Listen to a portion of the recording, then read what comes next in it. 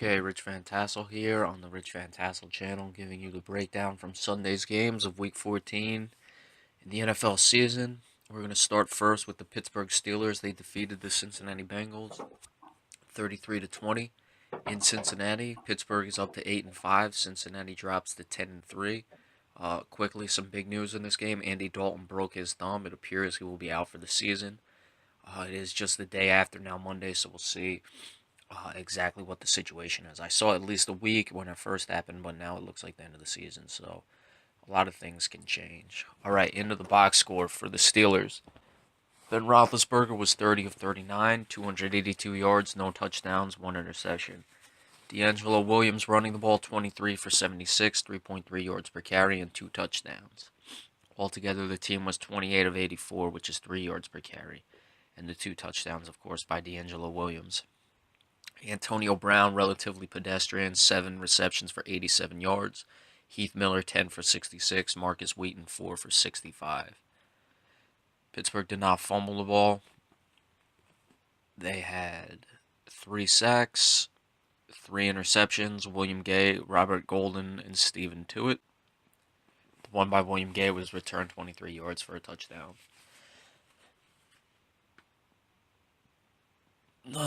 Chris Boswell made all 4 of his field goals. For the Bengals, A.J. McCarron came in relief. Was 22 of 32, 280 yards, 2 touchdowns, 2 interceptions. Andy Dalton, before he left the game, was 3 for 5, 59 yards, no touchdowns, 1 interception. Giovanni Bernard, the top rusher, 6 for 40. Altogether, the team was 16 of 64, 4 yards per carry. They obviously were down, so they abandoned it, but I'm a little surprised because they weren't down that much and they had the backup quarterback. A.J. Green, 6 receptions, 132 yards, 22 yards per reception. 1 touchdown. Marvin Jones, 6 for 61. Tyler Eifert, 2 for 42. Cincinnati did not fumble. They had 2 sacks. Reggie Nelson had the interception. Brandon Tate returning in the kicking game, 3 for 68. That's 22.7 yards per return. Not bad. Mike Nugent was 2 for 3 in the field goals. All right, so Pittsburgh still has a shot at that AFC North. They need to basically win out. I mean, Pittsburgh could lose a game and Cincinnati lose out, but you don't really expect that. But it's certainly a lot more wide open now that Andy Dalton is hurt. A.J. McCarron, we know that he's won at the college level. We'll see if he can translate that to the professional level. Certainly hasn't had many opportunities in the pros, and we'll see where he develops from here. But Pittsburgh, of course, is still involved in that wild card race as well. They are now tied with both the Jets and the Chiefs, who both won. We'll get into them later at 8 and 5. All right, up next, the Atlanta Falcons got pasted by the Panthers, 38 to nothing. I picked the Falcons. Obviously, that was pretty stupid on my behalf. I figured they would have been a lot more desperate than this. This Falcons team really is not that good, and obviously that 5-0 start was clearly an aberration. First for the visiting, or Atlanta is now 6 and 7. Carolina is 13 and 0. The box score for the visiting Falcons: Matt Ryan 22 of 34, 224 yards, no touchdowns, 1 interception. Sean Renfree came in the game, went 3 for 7, 11 yards, no touchdowns, 1 interception. Devontae Freeman running the ball, 12 for 43.3 yards per carry. Altogether, the team was 16 of 54. Julio Jones was the top receiver, 7 for 88. Nick Williams, 4 for 40. Matt Ryan fumbled twice, lost one of them. Devontae Freeman, Julio Jones both fumbled. The one by Freeman was also lost. 2 sacks. No interceptions for the Falcons. Devin Hester, 2 returns for 62 yards. It's 31 yards per return. They didn't kick any field goals. They didn't do anything offensively. For the Panthers, Cam Newton, 15 of 21, 265 yards, 3 touchdowns, no interceptions. Derek Anderson got some time, went 4 for 6, 36 yards. No touchdowns, no interceptions. Jonathan Stewart running the ball, 10 for 75. Fozzie Whitaker, 8 for 34. Mike Tolbert, 6 for 17. Altogether, 32 for 142 running the ball, 4.4 yards per rush. Jonathan Stewart and Fozzie Whitaker both had touchdowns. Ted Ginn Jr. had 2 receptions for 120 yards. He broke one for 74 yards and a touchdown. That was a 74-yard touchdown. He had another one on top of that. Corey Brown, 3 for 59. Greg Olsen, 3 for 52. Kawana Short, Coney Ealy recovered the fumbles of Atlanta. Carolina had 5 sacks. Kurt Coleman and Luke Kuechly both had interceptions. Graham Gano made his field goal. So the Panthers, I believe they locked up a bye yesterday. They still, I'm guessing they need to win one more, yeah, because Arizona is 11-2. So Carolina still needs to win one more to wrap up home field advantage, or an Arizona loss. But certainly they're going to go into next week playing their starters. And we'll see what they want to do the rest of the way, if they do lock everything up, if they want to rest, if they want to try to play for the perfect season. I don't know if they're going to end up perfect. I would still recommend at least playing guys for a half in each game so they don't get rusty. Atlanta's most likely out of it. Their losses by them and as well as the Tampa Bay Buccaneers really freed up Minnesota and Seattle, who we'll go to later. But obviously, as we just said before, this team was never as good as that 5-1 start. They beat up on most of the NFC East teams, which are really struggling and haven't been having the best season. But their defense hadn't been impressive all year, and they're really crashing back down to earth. So a disappointing year for the Atlanta Falcons. You get off to a 5-0 start, you don't expect to just come plummeting down like that. All right, the Buffalo Bills went to Philadelphia and lost to the Eagles 20-23 or 23-20 in favor of Philadelphia. Buffalo is now drops to 6-7. Philadelphia improves to 6-7. The visiting score for the box score for the visiting Buffalo Bills: Tyrod Taylor 19 of 36, 268. Yardage wise, 1 touchdown, 1 interception. LaShawn McCoy 20 for 74. Tyrod Taylor 8 for 53. Mike Gillislee 3 for 24 running the ball. Overall 32 for 152, 4.8 yards per rush. Mike Gillislee had the touchdown. Robert Woods, the top receiver, 5 for 106. Sammy Watkins 5 for 81 and a touchdown. Marcus Thigpen fumbled and was lost. Robert Woods fumbled and was not lost. They had only 1 sack. Leotis McKelvin had an interception. Dan Carpenter was 2 for 2 kicking his field goals. Sam Bradford 23 of 38, 247 yards, 1 touchdown, 1 interception. Darren Sproles running the ball, 7 for 41. Ryan Matthews 13 for 38. DeMarco Murray 11 for 34. Darren Sproles had the touchdown. Altogether, there were 34 carries, 116 yards, which is 3.4 yards per rush. Receiving, Zach Ertz was the top receiver, 5 for 98. Nelson Aguilar, 3 for 62. He had a touchdown. Josh Huff, 2 for 28. Riley Cooper, 3 for 28. Brian Branham recovered the fumble. They only had 1 sack, Philly, and their defensive line has been playing well. One of the consistent places they've been playing well all season. Josh Huff, kick returning, 3 for 56, so nothing really of note there. Caleb Sturgis was 3 for 3 in his field goal.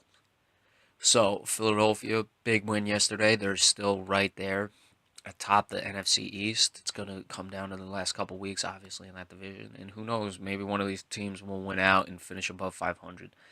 But certainly Philadelphia missed the playoffs last year at 10-6, so kind of balances out that one of the bad team, that a team with a losing record may win that division, or at 8-8. Buffalo really took a hit yesterday. They're now 2 games back in the wild card with 3 to play, so they're in win-out mode. We'll see if they can do it, but very tough game for them yesterday. A few too many turnovers, a few too many penalties, and that's really what's been doing them in all season long. All right, the Washington Redskins went to Chicago to win their first road game, 24-21. They now improve to 6-7 as well. Chicago drops to 5-8. Kirk Cousins for the Redskins, 24-31, 300 yards, 1 touchdown, 1 interception. Matt Jones, 18 for 62. Alfred Morris, 11 for 24. Kirk Cousins, 4 for 13. Morris and Cousins had touchdowns rushing. Altogether, there were 33 carries for 99 yards. Jordan Reed, 9 receptions for 120 yards and a touchdown. Pierre Garçon, 5 for 52. Matt Jones fumbled. It was not lost. He's really having trouble with the fumbles this year. Trent Murphy recovered a fumble. Only 3 sacks. Dustin Hopkins made his only field goal. Jay Cutler, 19 for the Bears now, 19 of 31. 315 yards, 2 touchdowns, no interceptions. Matt Forte, 10 rushes for 45 yards. It's 4.5 yards per carry and a touchdown. Jeremy Langford, 11 for 37. Overall, 22 for 87, 4 yards per carry. Well, just under 22 for 88 would be 4 yards per carry, but it averages out. Alshon Jeffrey, 6 receptions, 107 yards and a touchdown. Zach Miller, 5 for 85 and a touchdown. Jay Cutler lost the fumble, 3 sacks. Kyle Fuller had an interception. Robbie Gould missed his only field goal, and it was a big one, so he's missed 2 field goals of late that really done Chicago in. All right, so Washington, just as we discussed with Philadelphia, they're up to 6-7 and finally won a road game. They still hold all the tiebreakers. They have a relatively easy schedule the rest of the way. They do have to play Philadelphia, which would be a tough game, but they do have Dallas on the schedule as well, so it's not too difficult, and they could very easily get to 9 wins, at least 8. I believe they hold all the tiebreakers. A win against Philadelphia would wrap it up for them, basically. Chicago, they were doomed in last week when they lost that heartbreaker to San Francisco, and this one today is just another tough one. So Chicago had rallied to 5-6, but 2 really tough losses back to back have really ended their season. All right, Cleveland beat San Francisco at home 24-10. Cleveland improves to 3-10. San Francisco drops to 4-9. Blaine Gabbert for the visiting 49ers, 18 of 28, 194 yards, 1 touchdown, no interceptions. Sean Drone, 11 carries, 43 yards. Blaine Gabbert, 3 for 19, that's 3.9 yards per carry, 6.3 yards per carry, respectively. Altogether, 17 carries, 71 yards, 4.2 yards per carry. Blake Bell was the top receiver, 3 for 49. Quentin Patton, 5 for 46. Tavares Cadet, 2 for 28. Blaine Gabbert fumbled. It was not lost. Ahmad Brooks recovered a fumble. They had 2 sacks. Jaquizy Tart had an interception. Phil Dawson made his only field goal. Johnny Manziel, 21 of 31, 270 yards, 1 touchdown, 1 interception. Isaiah Crowell, 20 carries for 145 yards. That's 7.3 yards per rush, 2 touchdowns. Duke Johnson Jr., 13 for 78, 6 yards per rush. Altogether, 41 for 230. They were running all over the 49ers yesterday. That's 5.6 yards per carry, 2 touchdowns, and they had 1 negative 8-yard rush. So they really were running the ball very well. To have 5.6 yards per carry with a negative 8-yard rush and over 200 yards is very impressive. Brian Hartline, 8 receptions, 107 yards. Gary Barnidge, 5 for 84. Barnidge has had a good year. Glenn Winston fumbled. It was lost. Brian Hartline and Travis Benjamin also fumbled. They were not lost. They had 9 sacks. Yep, 9 sacks, so really good day defensively. No interceptions.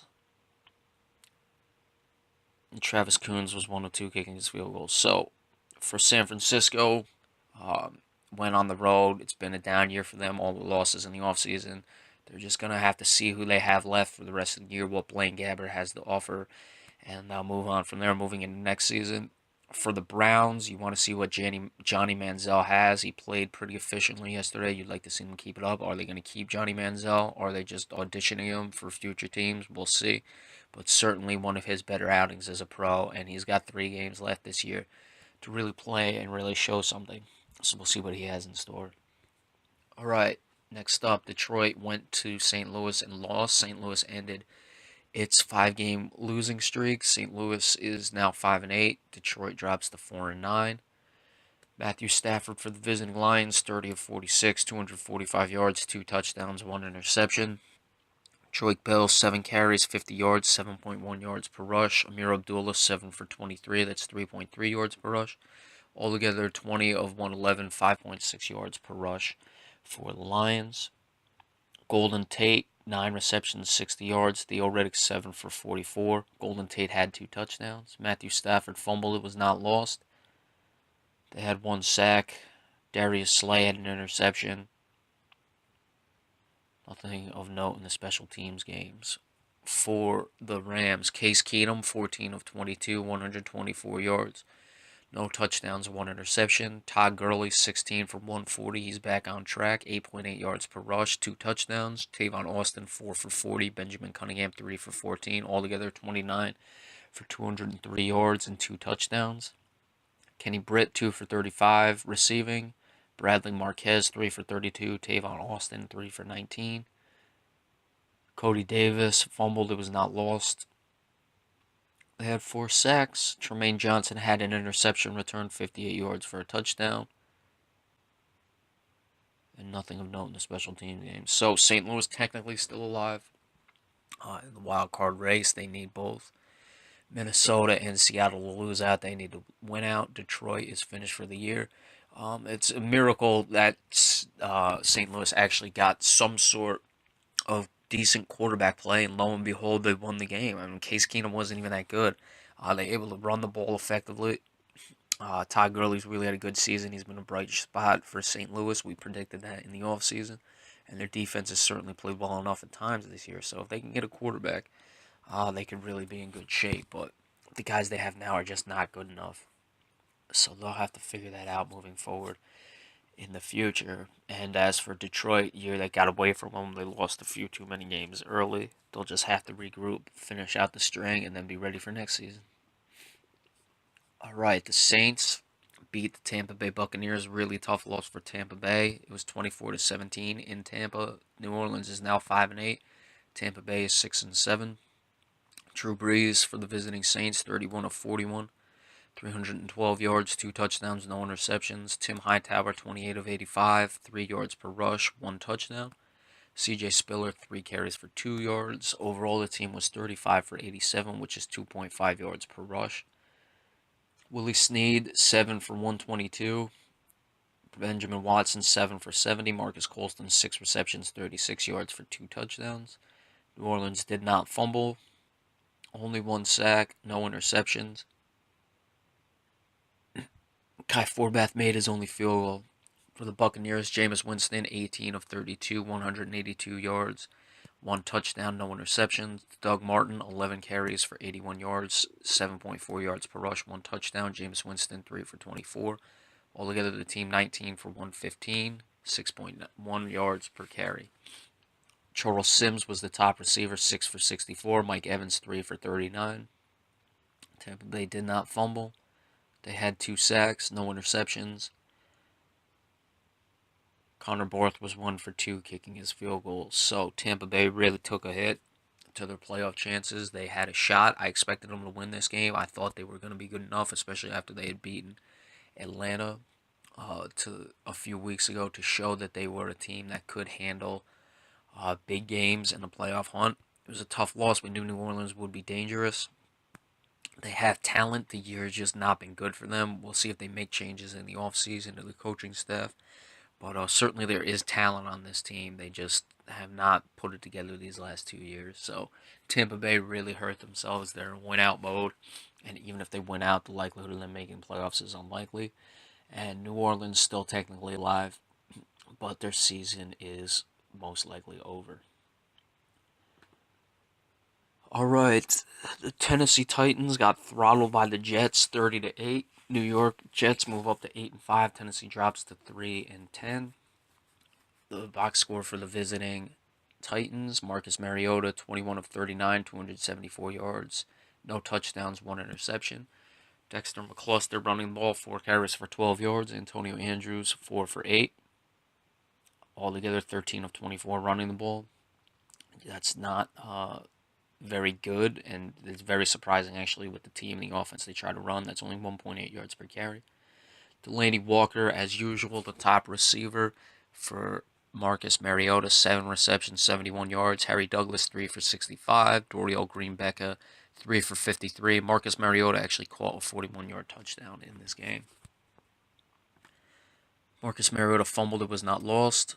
They only had 1 sack, no interceptions,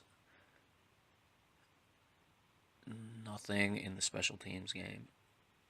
For the Jets, Ryan Fitzpatrick continues to play very well of late. 21 of 36, 7.3 yards per pass, 3 touchdowns, no interceptions. Chris Ivory running the ball, 22 carries, 101 yards, 4.6 yards per carry. Bilal Powell, 3 for 36, 12 yards per carry. Ryan Fitzpatrick, 3 for 23, 7.7 yards per carry.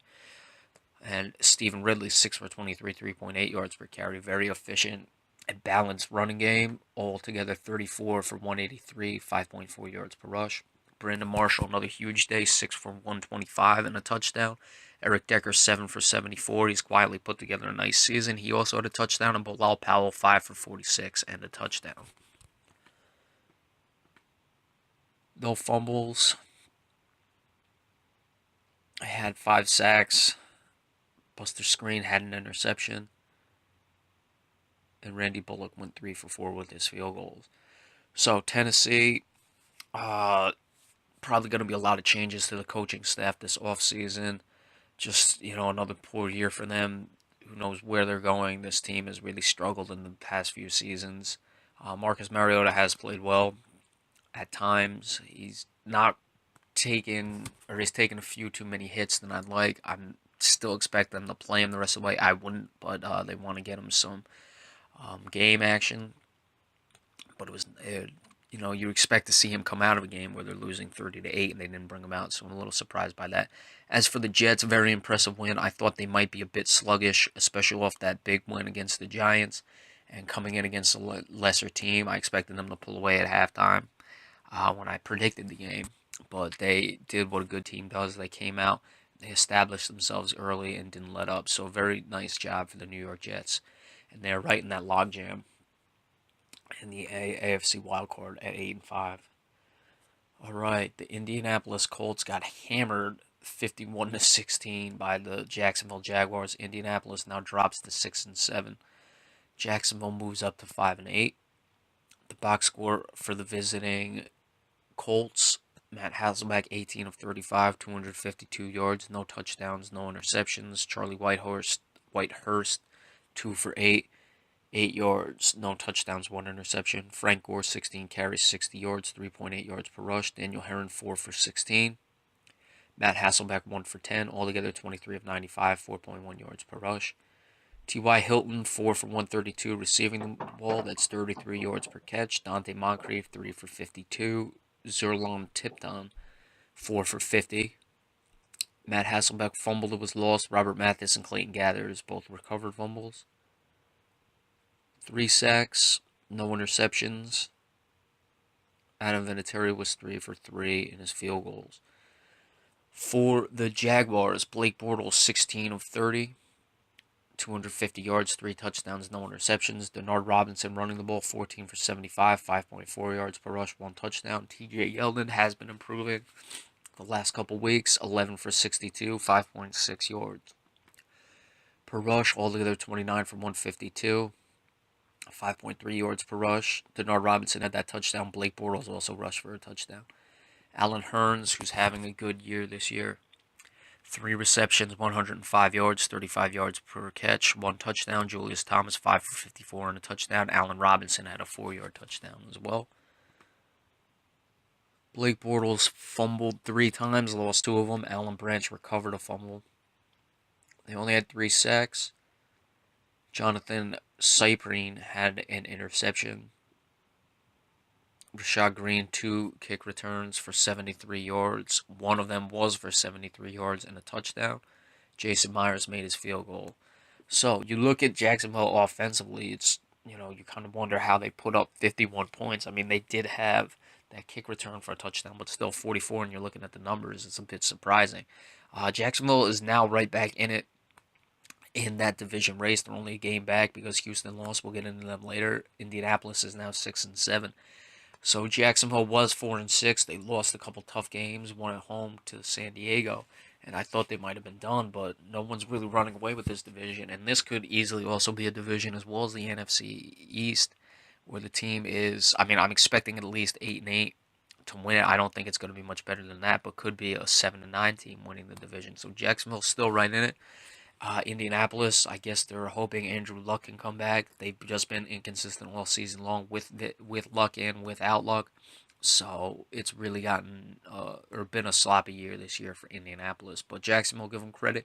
We discussed how could they get to 6 wins in the preseason, show this team are improving. They can still win the division technically, but certainly even if they can improve and get above 6 wins, it's definitely been a quality year for Jacksonville, making the strides in their division to really climb up the ranks. All right, the San Diego Chargers lost to the Kansas City Chiefs 10-3. Kansas City's now won 7 straight. Kansas City is 8-5. San Diego is drops to 3-10. Philip Rivers for the Chargers, 24 of 43, 263 yards, no touchdowns, one interception. Melvin Gordon running the ball, 14 of 35, 2.5 yards per rush. He has really struggled this season. Altogether, the team was 18 for 44 running the ball, 2.4 yards per rush. Antonio Gates, 6 for 76. Malcolm Floyd, 3 for 56. Javante Herndon, 5 for 47. Mike Wint recovered a fumble, only 2 sacks. Jason Verrett had an interception. Javante Herndon, a 34-yard kick return. Josh Lambo, 1 for 2 in his field goals.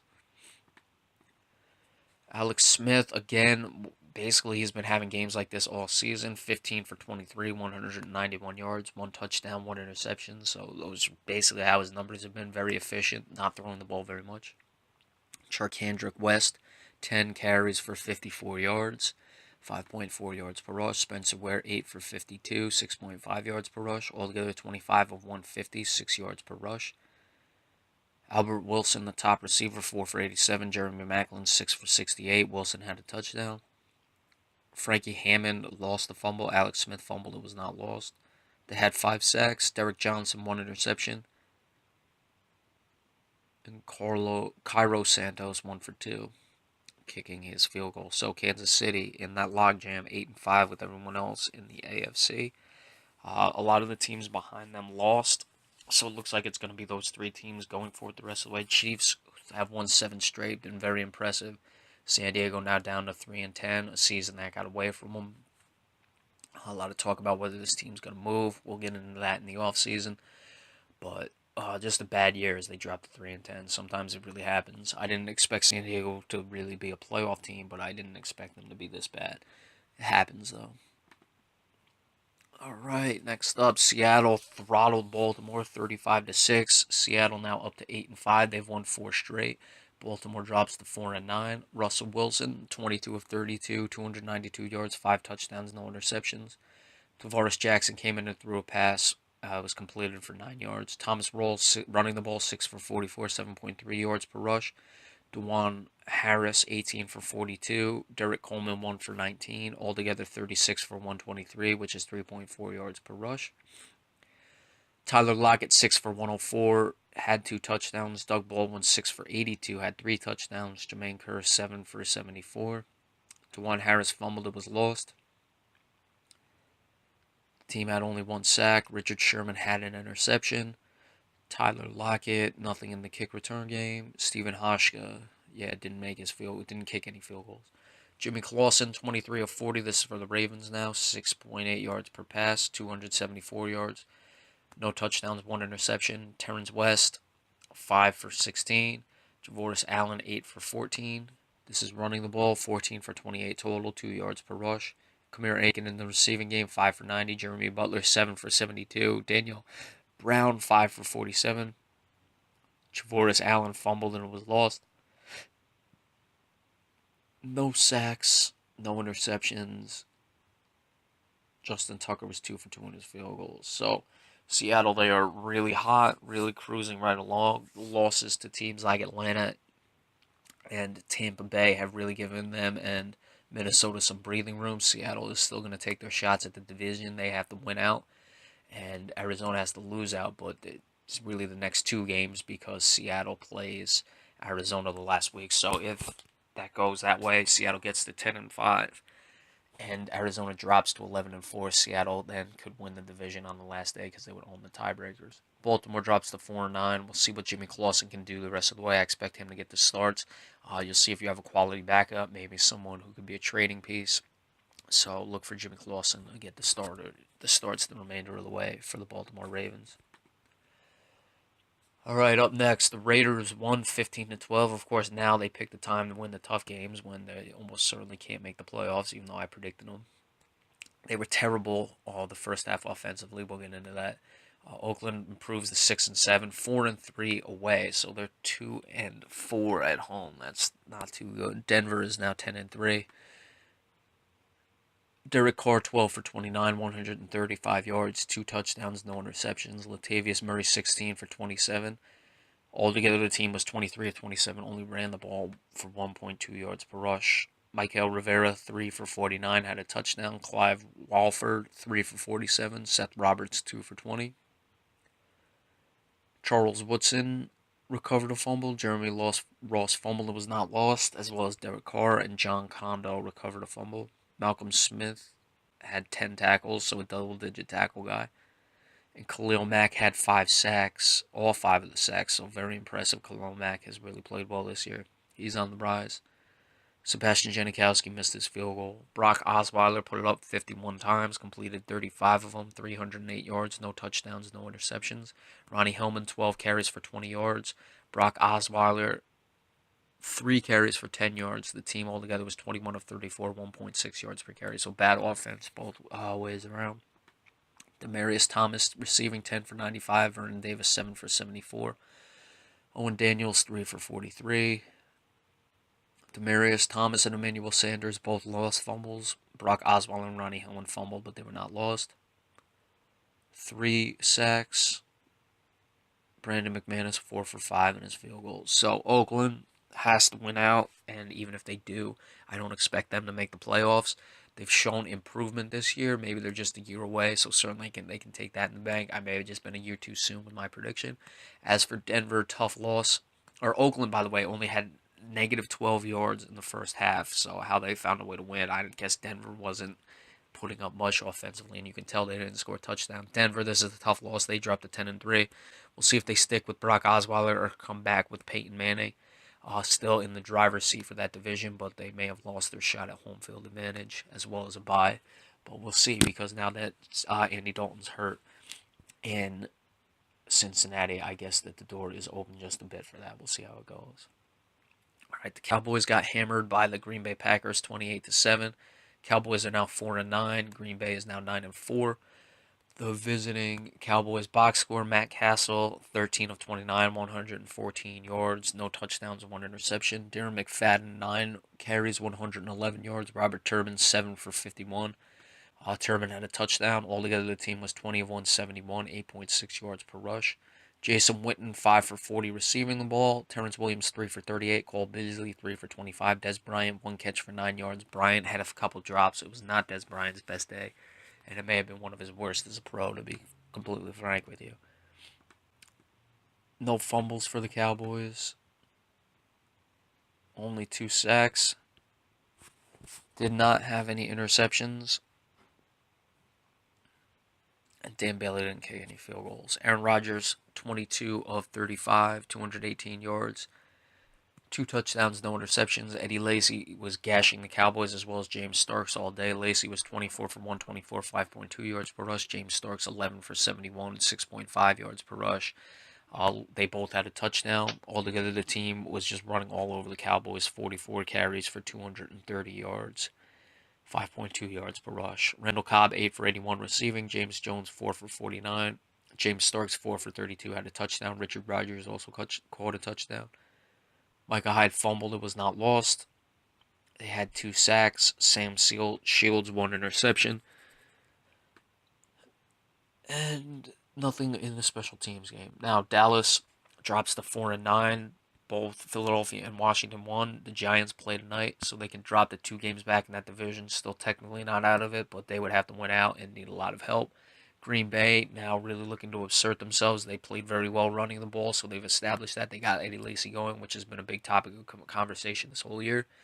They are in the driver's seat in that division, and we'll see if they can keep it up and hold on to that division. They do play Minnesota at some point at the end of the year, so going to be an interesting game for them when those 2 teams get together. All right, and then the Sunday night game, New England defeated Houston 27-6. New England got back on the winning streak. They're 11-2. Houston is now just 6-7, but still right there in that division race. Tom Brady, 22 of 30, 226 yards, 2 touchdowns, no interceptions. LeGarrette Blount, 10 for 53. Brandon Bolden, 16 of 51. Altogether, 22 of 226 running the ball. Or no, excuse me, they were 31 of 116 running the ball. 3.7 yards per rush. This is the receiving game where they caught 22 passes for 226 yards. Rob Gronkowski, 4 for 87. Danny Amendola, 6 for 46. James White, 4 for 38. Gronkowski had a touchdown. Keyshawn Martin also had a touchdown. Keyshawn Martin fumbled. It was lost. The team had 6 sacks, no interceptions. Steven Gostowski made both of his field goals. For the Texans, Brian Hoyer, 11 for 22, 155 yards. TJ Yates came in and he went 1 for 2 for 4 yards. Jonathan Grimes, 7 for 53. Running the ball, Chris Polk, 11 for 34. Altogether, 22 for 87, 4 yards per carry. DeAndre Hopkins held in check, 3 for 52. Nate Washington, 1 for 49. They didn't have any touchdowns passing. Brian Hoyer fumbled twice, 1 was lost. 3 sacks. And Nick Novak made both of his field goals as Houston was unable to find the end zone. So New England back to the winning way, excuse me. Houston, they had a lot of opportunities early in this game. They dropped a few passes, missed a couple shots downfield. It really changed the outcome of this game. They had been playing well defensively. They were keeping them in it, but the defense just could not hold up that much longer, and that's why they lost the game. Of course, they are 6-7, so they're still tied. Record-wise, I believe Indianapolis holds the tiebreaker for that division. The wild card is unlikely now for any of those teams from the division, but they're certainly right in it, and they have to win the division or make the playoffs. Also have to deal with Jacksonville as well. All right, so that's your Week 14 recap of the games. A little later, we'll be coming back, give you a breakdown of tonight's Monday Night Football game between the Dolphins and the Giants. So stay tuned for that, and thank you very much.